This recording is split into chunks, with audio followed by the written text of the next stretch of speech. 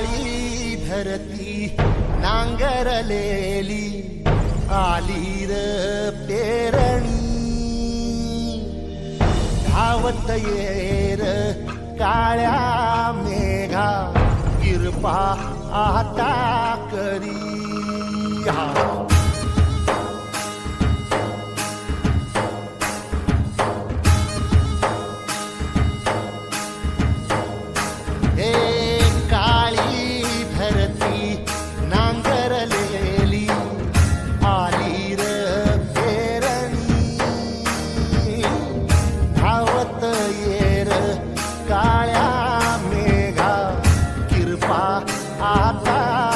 Hi hello नमस्कार, मी RJ प्रसाद. आजच्या या विशेष कार्यक्रमात स्वागत करतो. विशेष म्हणजे आपली माणसं हा कार्यक्रम आपला सुरू झाला आहे आणि आपली माणसांमध्ये आपण प्रत्येक वेळेस वेगवेगळ्या लोकांशी गप्पा मारत असतो. पण आजच्या कार्यक्रमात खूप विशेष असे आपल्यासोबत पाहुणे जोडले गेलेत. खरं तर विशेष यासाठी म्हटलं की तब्बल 7 पुस्तकं प्रकाशित होऊन 8वं पुस्तक त्यांचं नुकतंच प्रकाशित झालं आहे आणि खूप सुंदर अशी संकल्पना त्यांचं असते प्रत्येक वेळी. म्हणजे ते सचिन आत्माराम पाटील होळकर सर, तुमचं या विशेष कार्यक्रमात खूप खूप स्वागत आहे. धन्यवाद. खरं तर सरांचा परिचय खूप अविस्मरणीय आहे.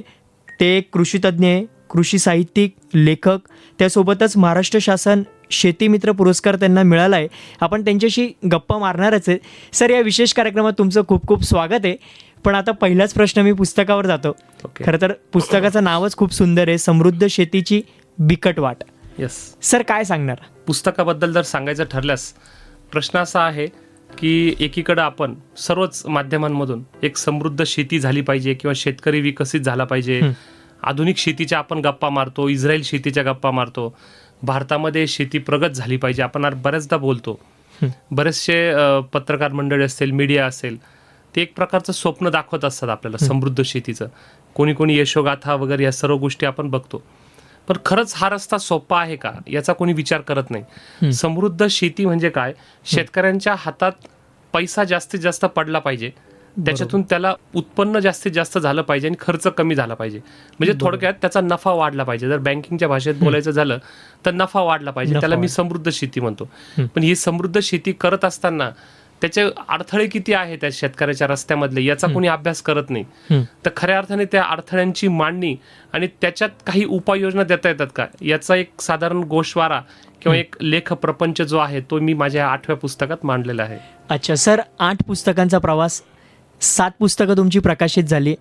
8वं पुस्तक लिहिताना काय संकल्पना होती डोक्यात आणि काय नव्याने प्रेक्षकांपर्यंत, वाचकांपर्यंत पोहोचवायचं होतं तुम्हाला? ॲक्च्युअल पुस्तक लिहिताना डोक्यामध्ये काहीतरी कल्पना असते, कारण अगोदर शीर्षक लिहिलं जातं. बरोबर. शीर्षक ठरवल्यानंतर त्या शीर्षकाला जे अनुषंगाने जे आर्टिकल्स असतील, जे पॉईंट्स असतील, ते पॉईंट्स आपण पुस्तकात उतरवत असतो. मग एक रफ असतं, काहीतरी पॉईंट्स असतात, त्या पॉईंटवर आपण लिहित चालतो. पहिले 6 पुस्तकं जे आहे ते साधारण एक 5 पुस्तकं तर शेतीच्या पीक उत्पादन तंत्रज्ञानाचे आहे. समजा वेलवर्गीय भाजीपाला असेल, शेवगा असेल, या विविध पिकांवर आहे पहिले 5 पुस्तकं. 6वं पुस्तक शेती शोध आणि बोध आहे, ज्याला आपण राज्य सरकारचा राज्य वाङ्मय पुरस्कार मिळाला. त्या पुस्तकामध्ये सुद्धा काही शेतीच्या समस्या घेतलेल्या आहेत. पण तेवढ्यावर ते थांबत नाहीये. बऱ्याच लोकांचं असं म्हणणं होतं की खूप समस्या अजून राहिलेल्या आहे किंवा खूप समस्या अजून डिटेल मांडण्याची गरज आहे. त्यानंतर जे 7वं पुस्तक आलं ते सामाजिक आणि आध्यात्मिक विषयांवर आहे.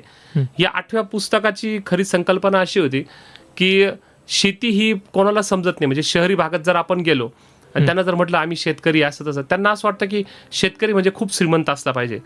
एवढी बागायती जमीन, कांद्याला एवढा भाव मिळतो, भाजीपाला आम्हाला एवढा महाग मिळतो, आम्ही ह्या भावाने खातो, आम्हाला पेपरमध्ये दिसतंय महागाईचे झाड आहे, कांदे वाढले, टोमॅटो वाढले, बटाटे वाढले, प्रचंड भाव झाला, मग शेतकरी खूप श्रीमंत झाला असेल. आणि शेतकरी कुठंतरी जनतेची आणि सरकारची फसवणूक करतोय काय, अशा दृष्टीने बरेचसे शहरी लोक आमच्याकडे बघतात. अच्छा, शेतकरी म्हटलं की हे फसवणार लोक, यांना सगळं फुकट पाहिजे. आणि दुसरी गोष्ट, यांना सरकारकडून मिळण्यासाठी हे बॉम्बा मारतात. ही फिक्स एक कन्सेप्ट असते शहरी लोकांच्या डोक्यामध्ये.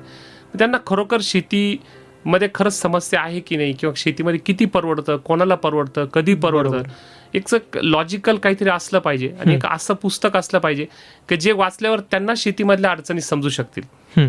ॲग्रिकल्चर लोकांना, जे शेतीमध्ये काम करतात, जे आमच्या कृषी तज्ञ आहे, यांना तर समस्या माहीतच आहे, शेतकऱ्यांना माहीत आहे. शेतकरी आणि जे आहे कृषी तज्ञ यांच्या बाहेर म्हणजे कोणी कृषी अधिकारी असतील, सरकारी अधिकारी असतील, शहरी भागातली काही चाकरमानी मंडळी असतील ज्यांना शेतीबद्दल माहीत नाही, त्यांना त्या समस्या माहीत व्हावा याकरता खरं त्या पुस्तकाची निर्मिती केली आहे. अच्छा, पण सर वाचकांनी का वाचावं? वाचकांनी याकरता वाचावं की संभ्रम दूर झाला पाहिजे. मुळात आपण कोणत्याही गोष्टीचं पुस्तक का वाचतो, ज्ञानात भर पडली पाहिजे. बरोबर. संभ्रम जो आहे एखाद्या विषयाचा, समजा इतिहासाचा आपण काही पान वाचतोय तर का वाचतोय आपण, ते का आपला इतिहास माहीत झाला पाहिजे. आणि ते माहीत झाल्याशिवाय आपण एखाद्या गोष्टीवर प्रतिक्रिया देणं चुकीचं आहे. बऱ्याचदा शेतकऱ्यांकडून कर्जमाफीची मागणी होते, पेपरला बातम्या येतात की शेतकऱ्यांनी आंदोलन केलं, कर्जमाफी द्या, ही सवलत द्या, ती सवलत द्या, नुकसान भरपाई द्या. ते कोणाला तरी वाटतं हे आम्हाला कधी नुकसान भरपाई मिळत नाही, शेतकऱ्यांनाच का द्यावी नुकसान भरपाई. मग शेतकऱ्यांना तर खूप मिळतं, कांद्या तर एवढ्या भावात घेतो आम्ही, कोथिंबीर आज ह्या भावात होती, बरोबर. आम्ही खूप महाग घेतो, मग का शेतकऱ्यांना असलं पाहिजे. मग त्यांच्या डोक्यामध्ये जो भ्रम आहे शेतीबद्दलचा आणि शेतकऱ्यांबद्दलचा, तो दूर होण्यासाठी किंवा वस्तुस्थिती काय आहे शेतीची, आपल्या देशामध्ये शेतीचं महत्व काय आहे, किंवा दुसरा एक नियमित आरोप असतो जो नेहमी आम्हाला सांगतात का शेतकरी कोणत्या प्रकारचा टॅक्स भरत नाही, इन्कम टॅक्स शेतकरी भरत नाही. एक जनरल कन्सेप्ट असते, कारण जो माणूस इन्कम टॅक्स भरतो तो म्हणतो आम्हीच का भरायचा, आमच्यावर देश चालू आहे. बरोबर. मग शेतकरी इन्कम टॅक्स अजिबात भरत नाही. मग याचं नेमकं खरं काय आहे, शेतकरी खरंच इन्कम टॅक्स भरतो की नाही भरत, किंवा भरत नसेल तर का भरत नसेल, या सगळ्या गोष्टी समजून घेण्यासाठी हे पुस्तक वाचलं पाहिजे. अच्छा सर, आतापर्यंत तुमचा 20 वर्षांचा अनुभव आहे, तुमचे बरेच लेख प्रदर्शित झाले, पण सर लिखाणाची आवड कधी निर्माण झाली? तसं लिखाणाची सुरुवात मला बऱ्याच वर्षांपासून झाली. म्हणजे मी वाचकांचा पत्रव्यवहार वगैरे त्यावेळेस असायचं. अच्छा. त्यावेळेस हे असं सोशल मीडिया वगैरे काही नव्हतं, बाय पोस्ट पाठवायचं आपलं मत, मग ते पेपरमध्ये छापून यायचं, मग त्याची ती कात्रणं कापायची आणि ती ठेवायची. अच्छा. लोकमत पेपर वगैरे असायचे, सकाळ असायचं, वाचकांच्या पत्रव्यवहारामध्ये ते छोट्या माहिती असायच्या, इथे गतिरोधक बसवा, तो रस्ता खराब आहे तो करा. म्हणजे लहानपणापासूनची एक आवड होती, आणि ती हळूहळू ते शिक्षण ॲग्रिकल्चर मध्ये झाल्यानंतर प्रत्यक्ष शेती आहे, शेतकऱ्यांच्या समस्या महाराष्ट्रभर फिरणं असतं, महाराष्ट्र शासन शेती मित्र मिळालेलं आहे, आणि ह्या सगळ्या गोष्टींमुळे जे प्रत्यक्ष अनुभवलं, जे बघितलं ते पुस्तकात उतरवण्याचा प्रयत्न केलेला आहे. क्या बात आहे. आणि सर आता नुकताच तुम्ही मगाशी उल्लेख केला की महाराष्ट्र शासनाचा शेतीमित्र पुरस्कार पण तुम्हाला मिळाला, याबद्दल काय सांगणार, आणि जेव्हा मिळाला तेव्हा काय फिलिंग होतं सर? 2009 साली 2009चा जो पुरस्कार होता, 2010ला मला तो जाहीर झाला, आणि तो पुरस्कार राज्यातील 3च लोकांना दिला जातो. त्यात संस्था असते, एक व्यक्ती असते, ती मी एकमेव व्यक्ती होतो. नागपूरला तो कार्यक्रम होता. शेती क्षेत्रात भरीव कामगिरी करणाऱ्या लोकांसाठी तो पुरस्कार असतो, आणि खूप मोठा पुरस्कार आहे तो. राजभवनामध्ये आम्ही होतो, राज्यपालांच्या हस्ते मिळालेला होता पुरस्कार तो. आणि कुठंतरी आपण काम करत असताना आता जवळपास मला 50 पुरस्कार मिळालेले आहेत विविध संस्थांचे. राज्य सरकारचा हा वाङ्मय मंडळाचा आणि शेती मित्र असे राज्याचे 2 पुरस्कार मिळालेले. पुरस्कार कशासाठी असतात माहिती आहे का?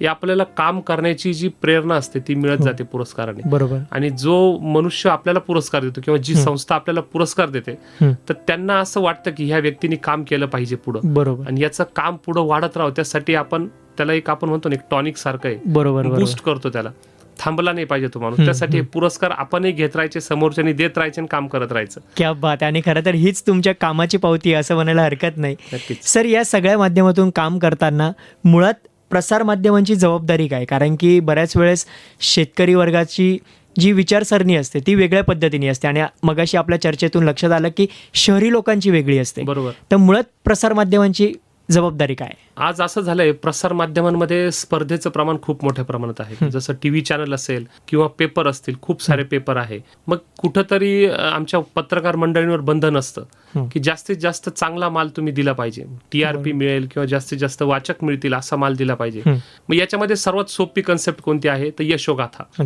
शेतकऱ्यांच्या यशोगाथा या सर्वात जास्त आवडीने वाचल्या जातात मोठ्या प्रमाणात. कुठे असो तुम्ही टीव्ही लावा, एखादा चॅनल लावा, तुम्हाला एखादी मुलाखत दिसते, एक सुंदरचं क्षेत्र, 1 एकरमध्ये 10 लाख, अर्ध्या एकरमध्ये 20 लाख, मोठे मोठे आकडे दिसतात.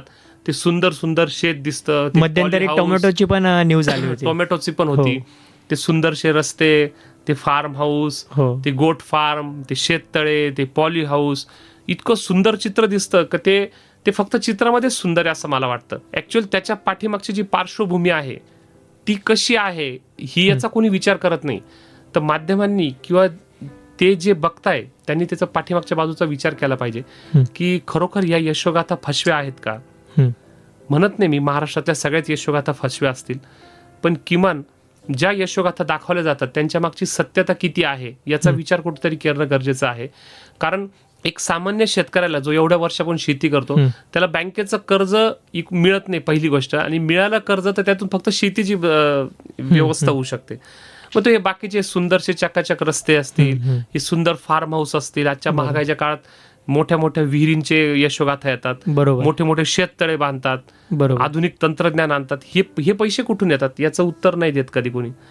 मग ज्यांच्या यशोगाथा आपण छापतो ना त्यांचं दुसरे काय धंदे आहे हे पण दाखवले पाहिजे. मग आता कोणी ज्वेलरीमध्ये असेल, कोणी लँड डेव्हलपर असेल, कोणी क्लास 1 ऑफिसर असेल, कोणाचा 2 नंबरचा पैसा असेल, कोणी करप्ट, वॉट एव्हर जो आहे तो. पण ते पैसे नेमके येतात कुठून याचा कुठेतरी अभ्यास झाला पाहिजे. एकीकडे चकाचक शेती दाखवायची, यशोगाथा खपवायच्या, त्याच्यानंतर तुमच्या TRP वाढवायचे, तुमच्या पेपरचा खप वाढवायचा, पण ते यशोगाथेच्या मागची जी काळी बाजू आहे ती पण दाखवली पाहिजे. आणि अजून एक गोष्ट नेहमी जाणवते, मी त्या दिवशी कृषी मंत्र्यांसमोर भाषणातही बोललो की जिथे जिथं यशोगाथा आपण बघितलेल्या आहे, जिथं जिथं आपण यशोगाथा बघितल्या, कोणीतरी चांगलं काम केलं, त्याच्या आसपासच्या शेतकऱ्यांमध्ये तशी यशोगाथा करणारे कोणीच नसतं. अच्छा, तो एकच असतो फक्त, तो तिथं त्या परिसरात तेवढा एक असतो, त्याने काहीतरी केलेलं असतं, त्याच टीव्हीवर दाखवतात, त्याच बातम्या, आसपास त्याचा प्रयोग कोणीच करत नाही. बरोबर. मग हे का होतं? ती अनुकूलता त्यांच्याकडे का नाहीये? हाच का करू शकतो ते? याचे जर रस्ते चकाचक आहेत तर मग समोर शेजारचा का नाही करू शकत? बरोबर. हा जर ऑटोमेशन करू शकतो तर शेजारचा का नाही करू शकत? याच्यावरती दोघांच्या उत्पन्नामध्ये, सोर्समध्ये कुठेतरी फरक आहे, याचा अभ्यास झाला पाहिजे. अच्छा. आणि बऱ्याचशा यशोगाथा ज्या आहे ना, ते यशोगाथा आहे की मार्केटिंग आहे हे पण समजून घेतलं पाहिजे. काही शेतकऱ्यांकडे रोपे विकायला असतात, नर्सरी असते, बरोबर, एखादा क्रॉप लावायचं, त्याचं उत्पादन घ्यायचं, मग त्याची रोपं विकायची, मग त्या रोपं विक्रीचा त्यांचा व्यवसाय असतो. काही बियाणं विकतात, त्याचा व्यवसाय असतो. काही कन्सल्टन्सी करतात, त्याचाही व्यवसाय असतो. मग त्यातून ते पैसे कमवतात. अच्छा सर, पण तरुण पिढीला तुम्ही काय सांगणार? म्हणजे पूर्वीची शेती आणि आत्ताची शेती, दोघं शेती करण्यात बराच फरक आहे. तरुण पिढीला काय सांगणार सर? नाही, विषय असा आहे, बऱ्याचदा हा प्रश्न विचारला जातो, हा तसा खूप गंभीर प्रश्न आहे, गहन प्रश्न आहे. त्याचं कारण असं आहे, पूर्वी शेतीचे दिवस फार चांगले होते. पूर्वी उत्तम शेती म्हणायचे आणि व्यापार मध्यम होता, नोकरी कनिष्ठ होती. आता नोकरी सर्वश्रेष्ठ झाली आणि जे उत्तम होतं ते शेवट गेलं. बरोबर. ही जी परिस्थिती उद्भवली याला अनेक गोष्टी कारणीभूत आहे. माझ्या पुस्तकात त्या बऱ्यापैकी त्याचा उलगडा केलेला आहे. पण ह्या गोष्टींचा जर आपण सखोल विचार केला तर मला असं वाटतं की भविष्य काळामध्ये ज्यांना कमी शेती आहे ना, ह्यांनी शेती हा जोडधंदा म्हणून घ्यावा. अच्छा. पूर्वी आपण असं म्हणायचो ना की शेतीला जोडधंदा असावा, बरोबर, शेतीला जोडधंदा असावा असं म्हणत होतो. आता ते हळूहळू इतकी कटिंग होत गेली शेतीमध्ये की शेती आता जोडधंदा झालाय. प्रमुख व्यवसाय काहीतरी दुसरा असतो, त्याला जोडीला एक टाइमपास म्हणून शेती करतात. बरोबर, अशी परिस्थिती आली. आणि पूर्वी कसं होतं, घरचे मनुष्यबळ खूप मोठ्या प्रमाणात असायचं. म्हणजे एका घरात जर 4 मुलं असतील तर 4ही शेतीच करायचे. बरोबर. आता ती परिस्थिती राहिली नाही. आता एका घरात जर 4 जण असतील तर मी तर म्हणेल एकाने शेती करावं, बाकीच्या तिघांनी वेगळा व्यवसाय करावा. अच्छा. जेणेकरून उत्पन्न सरप्लस होईल. कारण ही सध्याच्या शेतीची गरज आहे. ऍज अ कृषी तज्ञ आणि ऍज अ शेतकरी म्हणून मी सांगतो की आज तुम्ही त्याच्यातून तुमचा प्रपंच भागू शकत नाही एवढ्या मोठ्या प्रमाणात. मागे शरद पवार साहेब जेव्हा केंद्रीय कृषी मंत्री होते त्यावेळी त्यांनी हेच सांगितलं होतं का शेतीवरचा जो भार आहे तो कुठेतरी कमी करायला पाहिजे आणि इतर व्यवसायाकडे वळलं पाहिजे. ही गरज आहे शेतकऱ्यांना. आजच्या युवकांना तेच सांगायचं आहे की यशोगाथा बघून भुलू नका. बरेचसे शेतकरी यशोगाथा बघतात, मग त्याच्यानुसार त्यांनी जे केलं तेच पीक आपण लावायचं, पुढे विक्रीच्या अडचणी येतात. यातून बरेच शेतकरी फसले गेले. सफेद मुसळी असेल, चंदन असेल, अश्वगंधा असेल, कोरफड असेल, शेवरी असेल, साग असेल, या वनस्पती लावू नका असं नाही, पण याचा मार्केटिंगचा अभ्यास करा. बरोबर. उगाच त्यांनी लावायला लावलं, त्यांनी करार केला, त्याचा करार किती लायबल आहे तो पण एकदा चेक केला पाहिजे, तो किती कायदेशीर आहे हे पण एकदा तपासलं पाहिजे. अच्छा, पण सर या 20-25 वर्षांचा तुमचा जो अनुभव आहे साहित्यिकमध्ये, लेखक म्हणून सगळ्या बाबतीत, पण सर एखादा अविस्मरणीय प्रसंग तुमच्या आयुष्यात घडला तो अजूनही आठवतो तुम्हाला? असे बरेचसे अनुभव येतात आयुष्यामध्ये. ॲग्रोवन सारख्या पेपरला लेख लिहिताना महाराष्ट्रभर शेतकऱ्यांचे फोन येतात. अच्छा. आणि त्यातून बऱ्याचशा शेतकऱ्यांना आपण जास्त वेळ कधी कधी देऊ शकत नाही. पण काही काही शेतकऱ्यांची परिस्थिती खरंच गंभीर असते. आनंदाचे क्षण तर खूप आले, 51 पुरस्कार झाले, एवढे पुस्तकं झाले, लेख येतात, त्यावेळेस आनंद होतो. शेतकऱ्यांचे फोन येतात, ते सांगतात की तुमचा लेख खूप चांगला होता, तुमच्या लेखाने इम्प्लिमेंटेशन झालं, मी असं केलं, तुमच्या पद्धतीने ऐकलं, मला फायदा झाला. असे भरपूर येतात. पण कधी कधी मनाला दुःख होईल असे प्रसंगही होतात. काही काही शेतकऱ्यांची परिस्थिती खरोखर खूप नाजूक असते. काही काही शेतकरी अक्षरशः रडतात, काही आत्महत्या करायला निघालेले असतात. बरोबर. असंही बऱ्याचदा घडतं. असं बऱ्याचदा घडतं. बहुतांश काही काही शेतकऱ्यांवर 20-25 हजारांचं कर्ज असलं तरी ते आत्महत्या करतात. हे दुर्दैव आहे कृषी प्रधान देशाचं. मग एकीकडे तुम्ही आता बघितलं असेल तर आयफोनने कोणता फोन लॉन्च केला. हो.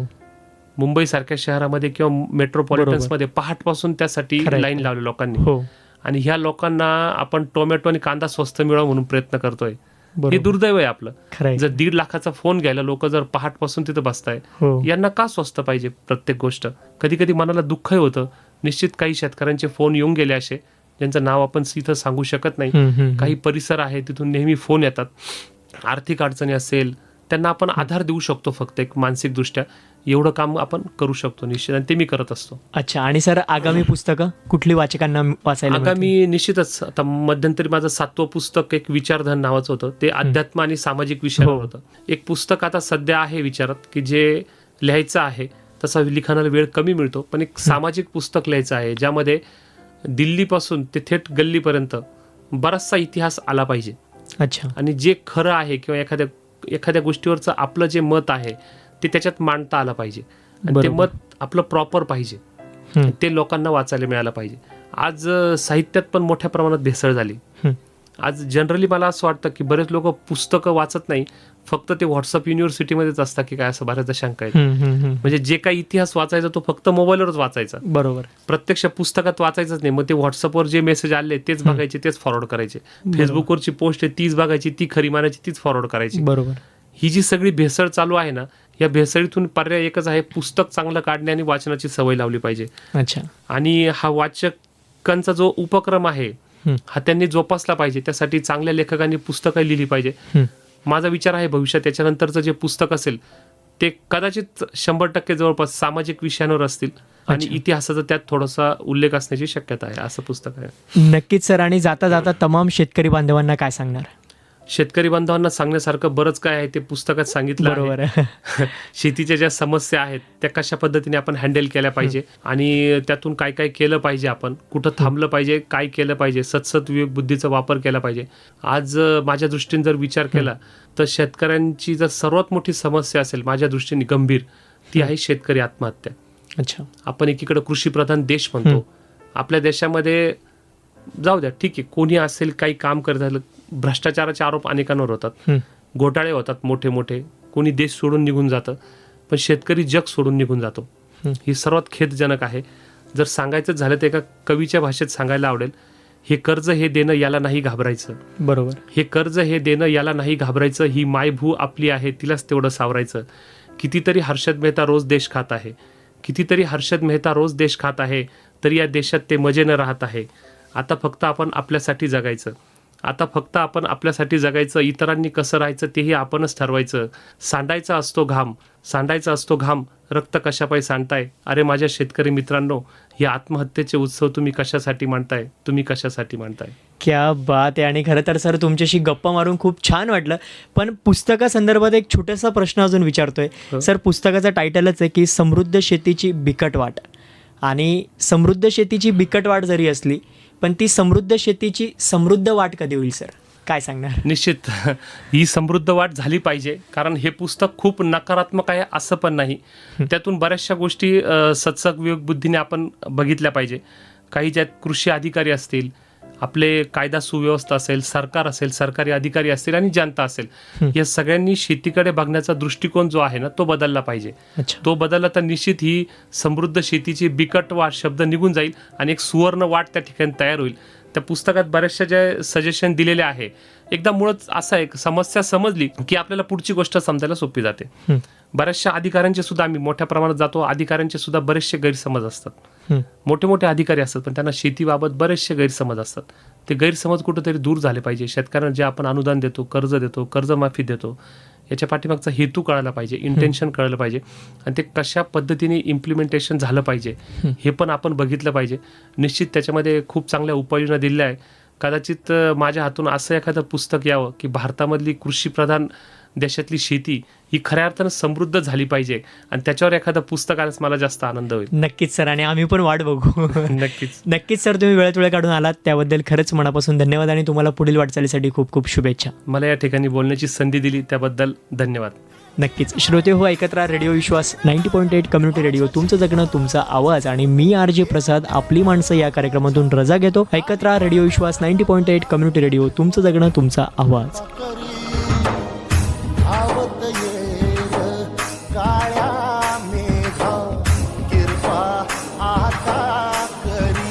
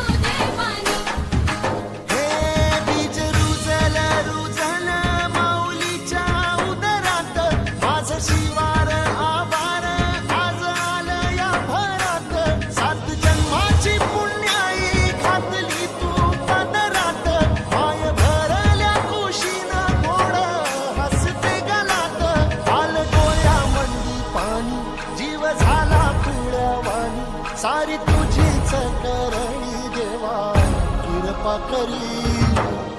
धावत